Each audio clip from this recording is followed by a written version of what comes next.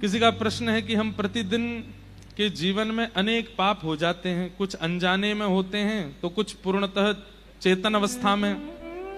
कभी कभी ऐसा होता है कि मैं जानता हूं कि जो मैं कर रही हूं वह उचित नहीं है, फिर भी स्वयं को रोक नहीं पाते। ये स्थिति पता है किसकी है? बहुत ध्यान से सुनिएगा। कई बार आपको पता होता है कि ये पाप है और आपको यह भी पता होता है कि इसके लिए आचार्यों ने, गुरुजनों ने, माता पिता ने, ग्रंथों ने, शास्त्रों ने मना किया है कि ये नहीं करना चाहिए। और एक बात कहते हैं, केवल आपको नहीं पता, जो पाप करते हैं उन सबको पता है कि ये पाप है, पर फिर भी वो करते हैं। ठीक ऐसी ही बात आती है महाभारत में। महाभारत के धृतराष्ट्र, कौरवों के पिताजी, वो क्या कहते हैं कि जानामि धर्मं नच मे प्रवृत्ति, जानाम्य धर्मं नच मे निवृत्ति।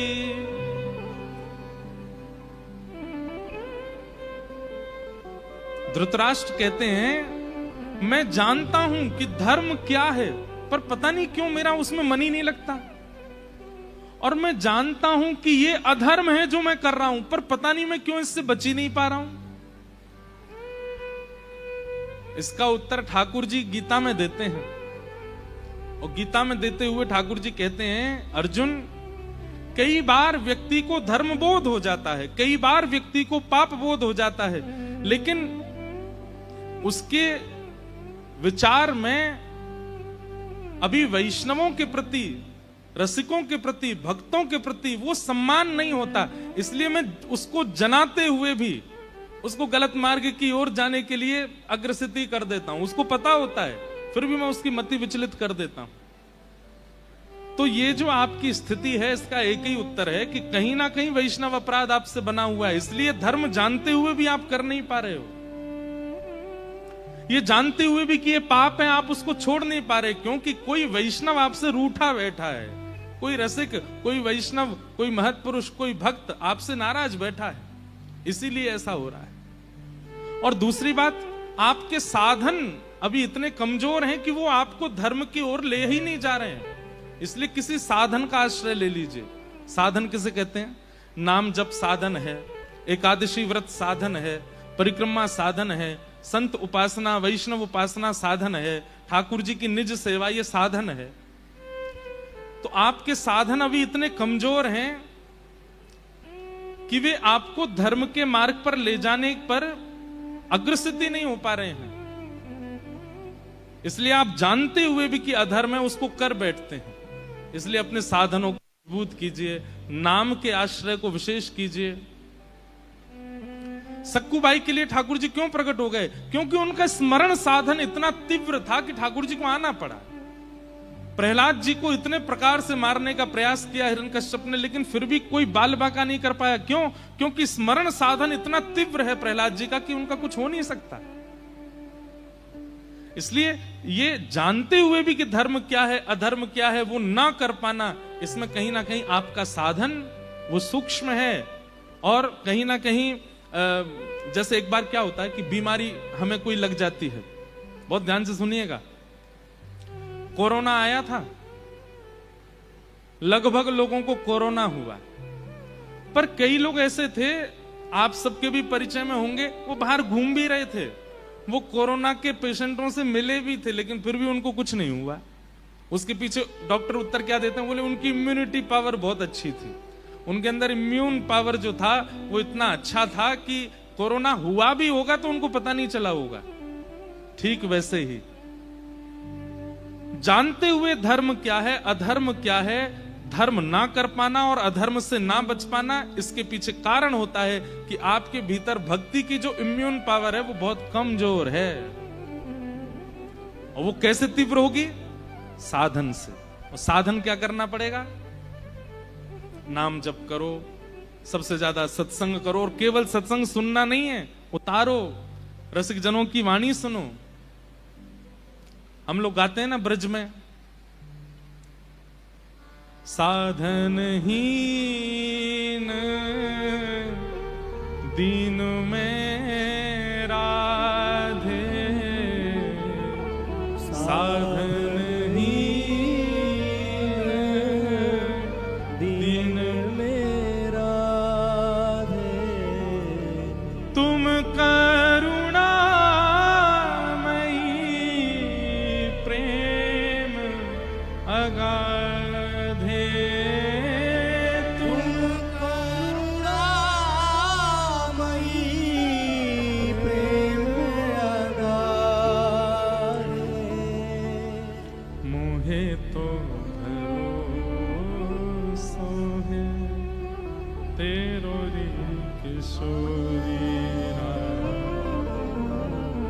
मोहे तो भरोसो है तेरो रे किशोरी। भगवान के समस्त यदुवंशी सब जानते थे कि धर्म क्या है, पर फिर भी अधर्म कर रहे थे। कौरव जानते थे कि ये महाभारत का युद्ध अधर्म कर रहे हैं, वास्तव में हस्तिनापुर पांडवों की ही है। ठाकुर जी का दर्शन करके भी वो नहीं समझ पा रहे थे, तो हमको तो दर्शन भी नहीं होता, तो हम कैसे समझ जाएंगे। इसलिए भैया नाम आश्रित हो जाइए। ठाकुर जी के वचन जो संत जनों से आपको प्राप्त होते हैं, जो प्रवचन आप सुनते हैं, उनको तुरंत पालन किया कीजिए। उसी से ही ये हो सकता है कि धर्म जान करके आप कर सको और अधर्म देख करके आप बच सको। नहीं तो ज्ञान तो आज दुनिया में सब लोगों को है, फिर भी अधर्म से कोई नहीं बच रहा है। एक जीव को मार करके खाने वाले लोग, उनको नहीं पता कि यह अधर्म है, सबको पता है, फिर भी करते हैं।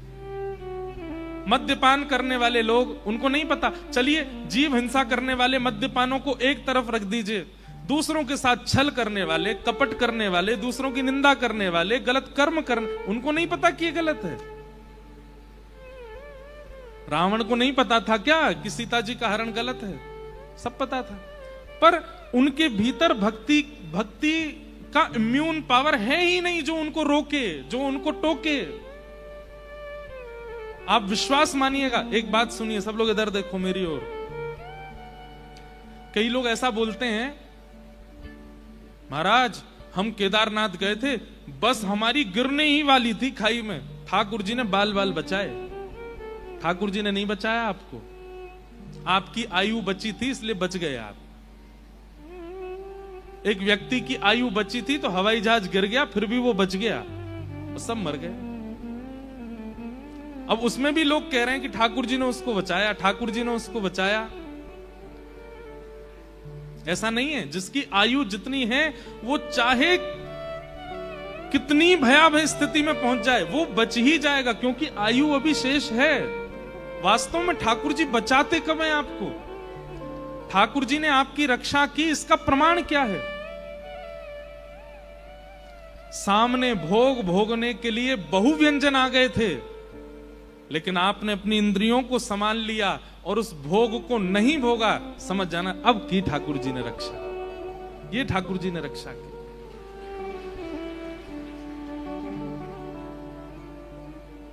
असंख्य सुंदर स्त्रियां आ गई सामने, असंख्य सुंदर पुरुष आ गए सामने, असंख्य भोगने के लिए वस्तुएं आ गई सामने, लेकिन आपने अपनी इंद्रियों को विचलित नहीं होने दिया और आप अपने आप को वशीकृत करते हुए, संभालते हुए कैसे भी उस स्थिति से निकल गए। यहां समझो कि करी ठाकुर जी ने रक्षा। किसी ने ऑफर दिया, आपको 10 करोड़ रुपए मिलेंगे, लेकिन इसके लिए आपको अपने ही किसी व्यक्ति का ये खराब करना पड़ा। भाई उसका जीवन खराब हो जाएगा, लेकिन तुमको तो इतने मिलेंगे। और आपने उसको अगर ठुकरा दिया तो समझो अब करी ठाकुर जी ने रक्षा। ऐसी स्थितियों को समझिए कि ये है भगवत रक्षा। प्राणों की रक्षा कोई हम समझ जाते हैं कि ये ठाकुर जी बचा रहे हैं बस हमको। अरे भाई, जहां पर व्यवहार में, जहां पर स्वभाव में, जहां पर अपनी क्रिया में, अपनी इंद्रियों के द्वारा आप बच रहे हो, वो है भगवत रक्षा।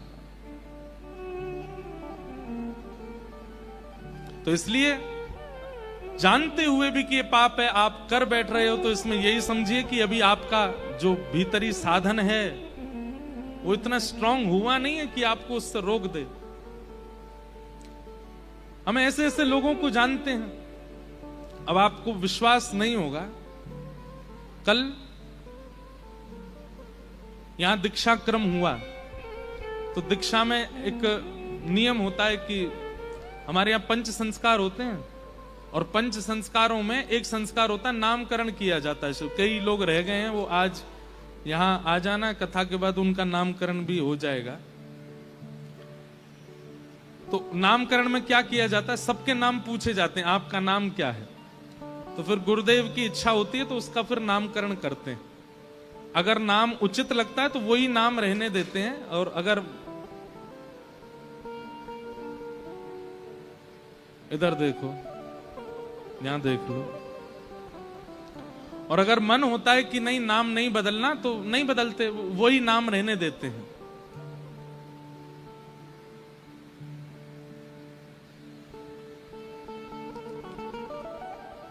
इधर देख लो भैया।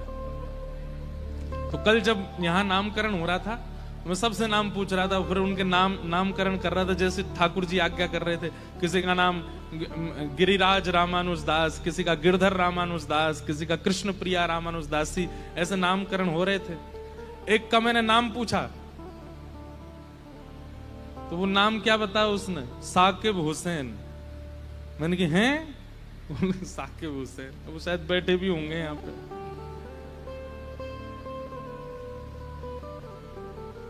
अब उसकी स्थिति देखो,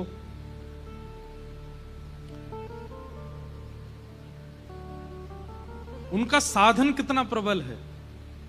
विपरीत परिवार है, विपरीत परिस्थिति है, विपरीत सब कुछ है, लेकिन सब विपरीतताएं होते हुए भी वो मुझे बता रहे, मैं रोज मंगला आरती करता हूं महाराज जी। मंगला आरती करने के बाद चैतन्य महाप्रभु के द्वारा विरचित जो भाव हैं उनका पाठ करता हूं, नित्य गीत गोविंद का श्रवण करता हूं, पाठन करता हूं, मुझे गीत गोविंद पूरा याद है। मैंने कहा वाह भैया। मैंने कि यहां हिंदू परिवार में जन्म लेते हैं, ब्राह्मण कुल में जन्म लेते हैं, तब भी धुआं उड़ाते घूमते रहते हैं। साधन अंदर से इतना प्रबल हो ही नहीं पा रहा है। और मैंने कि एक साल्वेग थे, वे भी एक मुस्लिम परिवार में जन्मे थे, लेकिन उनका साधन कितना प्रबल था। महाप्रभु जगन्नाथ जी का रथ रुक गया साल्वेग के लिए। कहे साल बेग हीन जाति रे मुयवन, कहे साल बेग हीन जाति रे मुयवन, श्रीरंगा चरण तले, श्रीरंगा चरण तले, करू अच्छी जनन अहे नील शैल, प्रबल मता वरण, प्रबल मता वरण, मुआर तनलनी बनकु कर दलन, अहे एक साल्वेग है जिनका साधन इतना प्रबल है, और एक हमें 24 घंटा भक्तों के बीच में रहते हैं, कथाओं में रहते हैं, ठाकुर जी की सेवा करते हैं, फिर भी साधन इतना प्रबल नहीं बन पा रहा है। दो बातें हैं, ध्यान से सुनिएगा। या तो साधन के बल पर भगवत संबंध, भगवत प्राप्ति और धर्म को समझना, अधर्म को समझना संभव हो सकता है, या फिर ठाकुर जी की कृपा। हमारे वृंदावन रस में कहते हैं ना कि साधन की आवश्यकता उसको नहीं है जिस पर ठाकुर जी रीझ गए हों, उसको फिर साधन नहीं चाहिए। ठाकुर जी रीझे बैठे हैं, पर ठाकुर जी भी रीझेंगे, उसके लिए कुछ तो करना पड़ेगा ना, ऐसे थोड़ी रीझ जाएंगे। इसलिए जिनका ये प्रश्न है कि हम धर्म जानते हुए भी, अधर्म जानते हुए भी उससे बच नहीं पाते, अपनी इम्यून पावर तेज कीजिए, थोड़ी नाम का आश्रय लीजिए।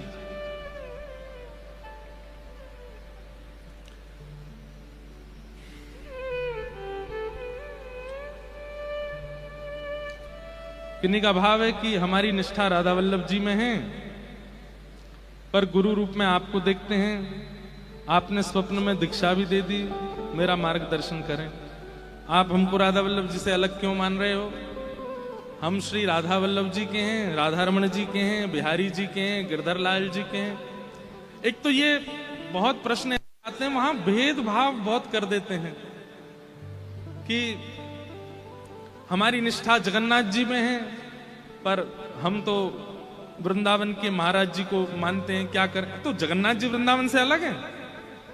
महाप्रभु जगन्नाथ जी रात्रि में बड़ श्रृंगार करते हैं।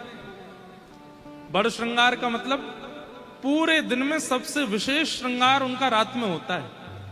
पूरी दुनिया के मंदिरों में श्रृंगार घटता है रात को, ठाकुर जी शयन में जा रहे हैं, पर एकमात्र महाप्रभु जगन्नाथ है जिनका विशेष श्रृंगार रात को होता है। महाप्रभु जी की भुजा नहीं है, लेकिन रात्रि में जब उनका श्रृंगार होता है तो पुष्पों से उनकी भुजा बनाई जाती है, 5 हाथ बनाए जाते हैं।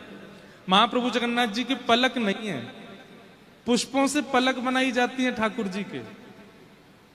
हमने एक बार पुजारी से पूछा, मैंने कि इतना बड़ा श्रृंगार रात को ठाकुर जी सोते कैसे होंगे? तो बोले हमारो ठाकुर सोते नहीं है। मैंने तो बोले कपाट बंद होते ही वृंदावन भाग जाते हैं, इसलिए तैयार करते हैं हम इनको कि रात में राज करने जा रहे हैं वृंदावन।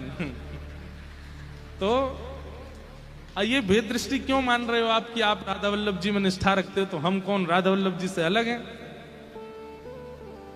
हृदयवंश महाप्रभु का चरित्र हम गाते हैं, सेवक जी की वाणी हम बोलते हैं, इतनी लीलाएं, विठल दास जी का चरित्र है आदि, सब हम सब संप्रदायों का सम्मान करते हैं, इसलिए हम किसी से अपने आप को विलग मानते नहीं। आपकी भावना को प्रणाम। जोई जोई प्यारो करे, सोई मोहे भावे। जोई जोई प्यारो करे, सोई मोहे भावे। भावे मोहे सोई, सोई सोई करे प्यारे। भावे मोहे सोई, सोई सोई करे प्यारे। जोई जोई प्यारो करे, सोई मोहे भावे। जोई जोई प्यारो करे, सोई मोहे भावे। भावे मोहे सोई, जोई सोई करे प्यारे। भावे मोहे जोई, सोई सोई करे प्यारे। हे मोको तो भावती और प्यारे के नैनन में। मोको तो भावती प्यारे के नैनन। हे मोको तो भावती ठोर प्यारे के नैनन में। मोको तो भावती ठोर प्यारे के नैनन। हाँ प्यारे भय चाहे मेरे नैनन के तारे। प्यारे भय चाहे मेरे नैनन के तारे। जोई जोई प्यारो करे, सोई मोहे भावे। जोई जोई प्यारो करे, सोई मोहे भावे। भावे मोहे जोई, सोई सोई कर प्यारे। भावे मोहे जोई, सोई सोई करे प्यारे। श्री पितृवंश महाप्रभु अपने हित चतुराशी जी का पहला पद कहते हैं, और इसी में ही संपूर्ण हरिवंश परंपरा समाहित है। जोई जोई प्यारो करे सोई मोए भावे। जो ठाकुर जी कर रहे हैं वो सब मुझे भाता है, लेकिन ये प्रारंभिक स्थिति है कि जो ठाकुर जी कर रहे हैं वो मुझे भा रहा है। और फिर आगे की स्थिति क्या है, बोले भावे मोहे जोई सोई सोई करे प्यारे। अब स्थिति क्या हो गई, बोले जो मुझे भाता है ठाकुर जी वही करते हैं, उससे अलग कुछ करते नहीं है। मुझे जो पहले क्या था कि ठाकुर जी जो कर रहे हैं सब मुझे स्वीकार है, लेकिन बाद की स्थिति क्या हो जाती है, बोले मुझे जो प्रिय लगता है ठाकुर जी वही करते हैं, उससे अलग कुछ करते नहीं है। अद्भुत है भैया, ये आचार्य सब हमारे ऐसे ऐसे भाव लेकर के आए हैं। इन भावों के साम्राज्य को स्वीकार कर लीजिए। ये परंपरा और संप्रदायों को विलग विलग मान करके वंचित मत हो जाइए भगवत प्राप्ति से, सबको स्वीकार करो। बोलो वृंदावन बिहारी लाल की। आज कथा में ठाकुर जी के सुंदर भाव प्रस्तुत करने वाली हमारी मेहुल जी भी आई हैं, उनका बहुत बहुत अभिनंदन, बहुत बहुत स्वागत। अगर विश्राम तक रुकेंगे तो कुछ भाव आपके भी श्रवण करेंगे। आज ठाकुर जी को नंदोत्सव है। वैसे तो यहाँ सब लोग ही गावे वारे बैठे हैं, जितने बैठे हैं इतने इनके ऊंचे ऊंचे स्वर हैं कि हमको ही शांत होना पड़ता है, लेकिन सब रसिक जन पधार रहे हैं, सब ब्रज रस प्रेमी जन आ रहे हैं, सबका खूब खूब स्वागत, अभिनंदन। आइए कथा क्रम में चलें। खूब कथा रह गई है और नंदोत्सव तक पहुंचना है। आप लोग भी डटे रहना, बैठे रहना, चलते हैं। तो कल हम लोगों ने श्रवण किया कि श्री वेद व्यास जी महाराज ने सुखदेव जी को भागवत जी का रस प्रदान किया, और श्री सुखदेव जी महाराज ने वही भागवत रस पांडवों के वंशधर परीक्षित जी को सुनाया। लोग प्रश्न करते हैं कि परीक्षित जी ने ऐसा क्या किया जिसके कारण उनको भागवत जी का आश्रय लेना पड़ा, क्योंकि 7 दिन में मरने का श्राप लगा था परीक्षित जी को। तो यहां से अब महाभारत का थोड़ा प्रसंग सुनाते हैं। हम कुछ कुछ प्रसंगों को स्पर्श करते हुए 10वें स्कंद तक पहुंचेंगे। आप सब लोग बहुत ध्यानपूर्वक सुनिएगा।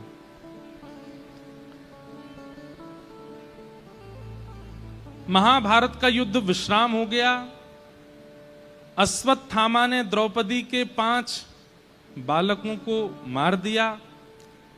अर्जुन ने अश्वत्थामा को पकड़ करके उसकी दाढ़ी, मूंछ और शिखा का छेदन कर दिया।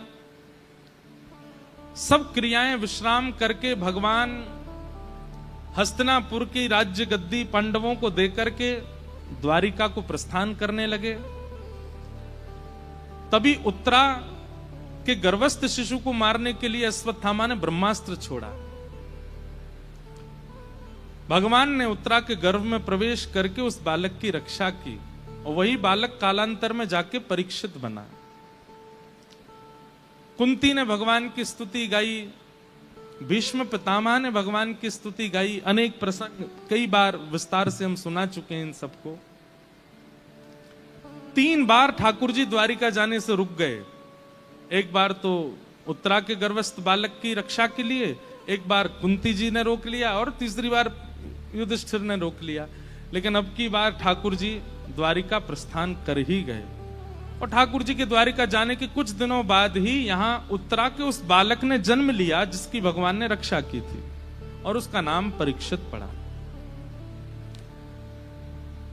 कुछ समय बाद ठाकुर जी अपनी लीला पूरी करके चले गए, और भगवान लीला पूरी करके गए ये खबर सुनते ही पांडव भी स्वर्गारोहण को चले गए। परीक्षित को राज्य गद्दी पर बिठा दिया।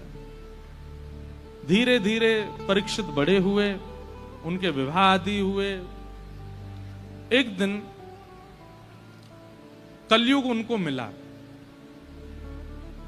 कलयुग को उन्होंने राज्य छोड़ के जाने के लिए आज्ञा की, पर कलयुग ने कहा महाराज ये युग क्रम है, मेरा आना तो बनता है, आप कृपा करके मुझे कुछ स्थान दे दीजिए, मैं वहीं रहूंगा। तो 5 स्थान कलयुग के पास हैं आज तक भी। 6वां स्थान नहीं है कलयुग का, ध्यान से सुनिए।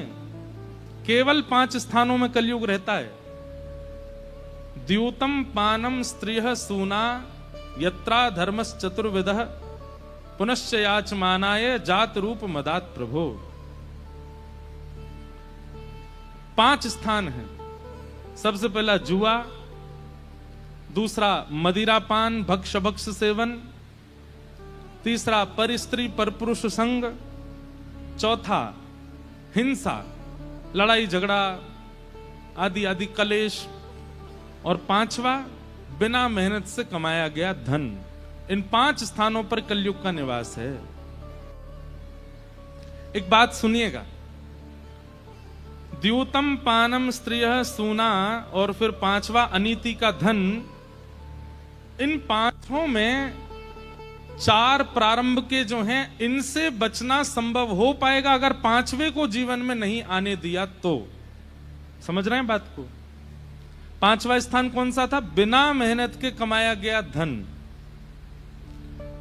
अगर इससे आप बच गए, परिश्रम का त्याग नहीं किया, तो फिर ये बाकी के 4 जो हैं ये जीवन में नहीं आएंगे। यदि कोई व्यक्ति परिश्रम से धन का संचय करता है तो उसके जीवन में जुआ नहीं आएगा, द्यूतम नहीं आएगा, पानम नहीं आएगा, परिस्त्री संग आदि सब ये सब नहीं आएंगे। इन 4 का प्रादुर्भाव भी तब होता है व्यक्ति जब अनीति से धन कमाता है। पारिश्रमिक व्यक्ति कभी नहीं जाता जुआ खेलने, परिश्रमी व्यक्ति कभी नहीं पीता मद्यपान और आदि ये सब नहीं करता। परिश्रमी व्यक्ति, मेहनती व्यक्ति परिस्त्री पर पुरुष संग नहीं करता, और परिश्रमी व्यक्ति किसी से विवाद भी नहीं करता। लेकिन जब व्यक्ति परिश्रम का त्याग कर देता है तो उसके जीवन में ये 4 का आने का भय लगा ही रहता है।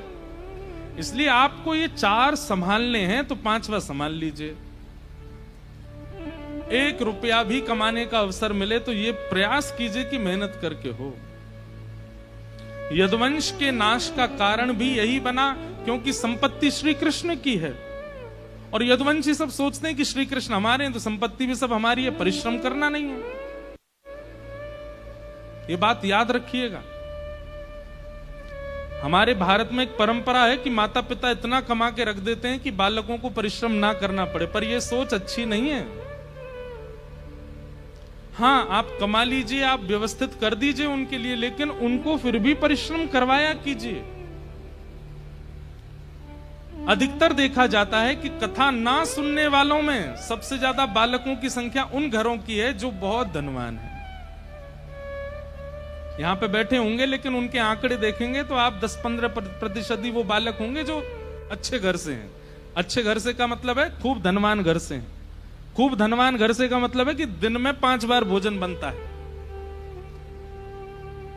बाकी जो लोग सत्संग में आते हैं, कथा सुनते हैं, वृंदावन जाते हैं, अपने नित्य भगवत सेवा में लगे, अधिकतर वो लोग होंगे जो बहुत परिश्रम करते हैं। एक 1000 रुपए कमाने के लिए भी उनको बहुत परिश्रम करना पड़ता है। वो फिर भी अपने परिश्रम से समय निकाल के वृंदावन जाते हैं, गिरिराज जी जाते हैं, संतों को प्रणाम करते हैं। धनवान बच्चे ये सब नहीं करते। इसलिए हमारी आपसे प्रार्थना, विशेष रूप से दिल्ली के माता पिताओं से, कि बच्चों को अगर आप संभालना चाहते हैं तो धनवान हैं ये बचपन से उनको पता मत लगने दीजिए। यहीं से ही बुद्धि भ्रमित होती, उनको लगता है हमको क्या करना, पिताजी ने इतना कमाया, किसके लिए कमाया, हम इसको उड़ाएं क्यों नहीं।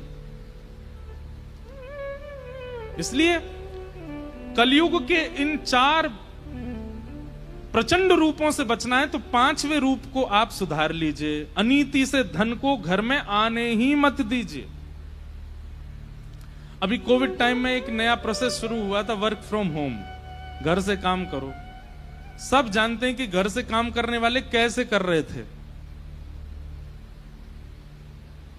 बच्चे घर से ही पढ़ रहे थे कई लोगों के, वो भी पता है कि वो कितना पढ़ रहे थे। अभी मेरे को सुनने में आता है आज भी कई लोग वर्क फ्रॉम होम कर रहे हैं, अभी भी घर से ही चल रहा है उनका काम। भैया थोड़ा परिश्रम करो।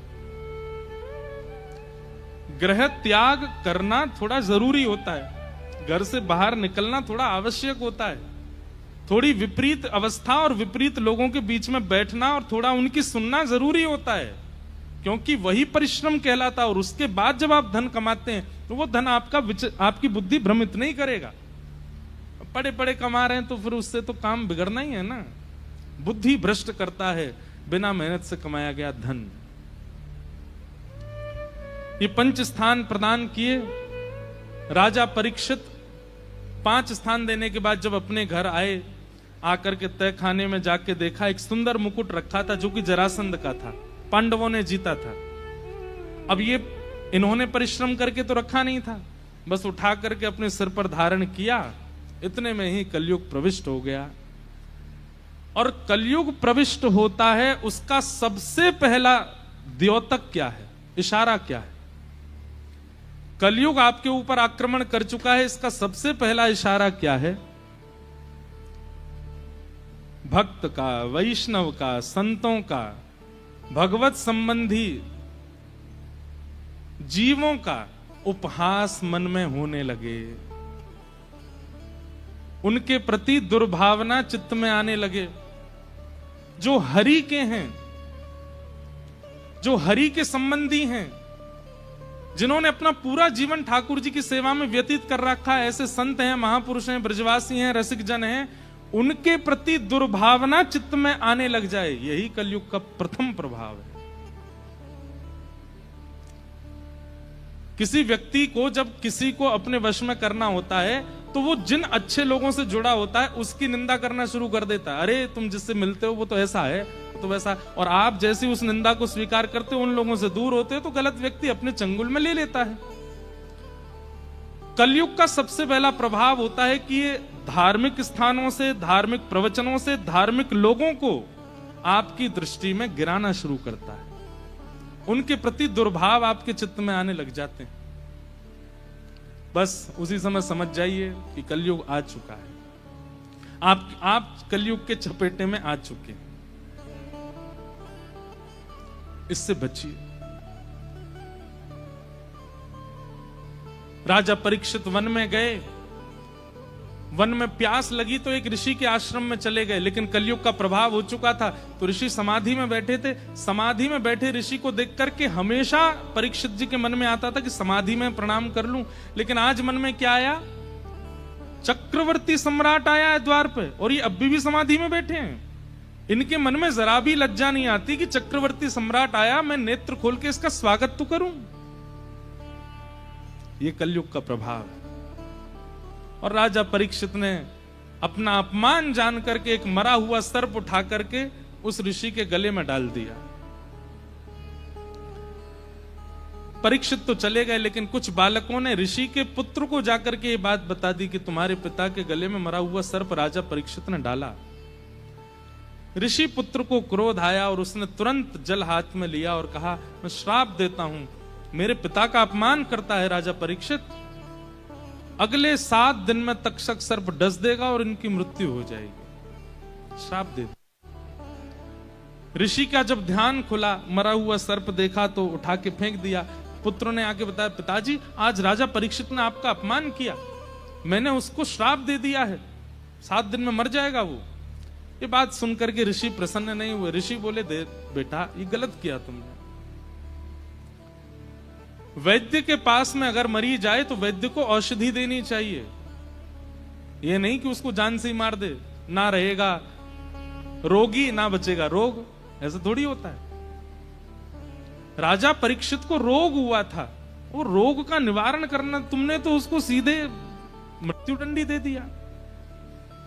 अपने शिष्य गुरुमुख से कहा, जाओ जाकर के राजा परीक्षित को बता दो 7 दिन ही बचे उसके जीवन के, अपनी मुक्ति का उपाय खोज ले।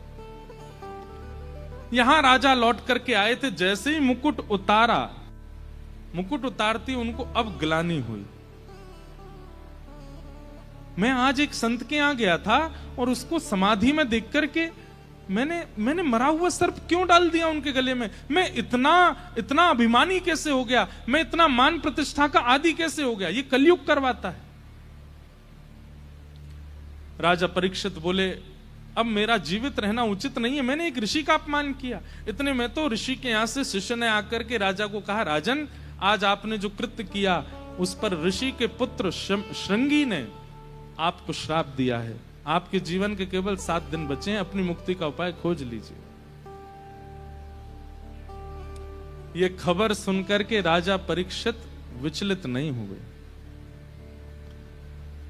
तुरंत अपने पुत्र जन्मेजय को राज्य गद्दी पर बिठाया और निकल पड़े गंगा के तट पर। गंगा के तट पर जाकर के अनेक ऋषियों ने पूछा, राजन क्या चाहते हो? बोले मेरे जीवन के बस 7 दिन बचे हैं, अब मुझे बताओ मैं क्या करूं जिससे मुझे मुक्ति मिले। सबने अनेक अनेक उपाय बताए, पर नहीं को मुनिर यस्य वच प्रमाण, किसी ने प्रमाण से नहीं कहा कि ये करो अच्छा होगा। तब वहां श्री सुखदेव जी का आगमन।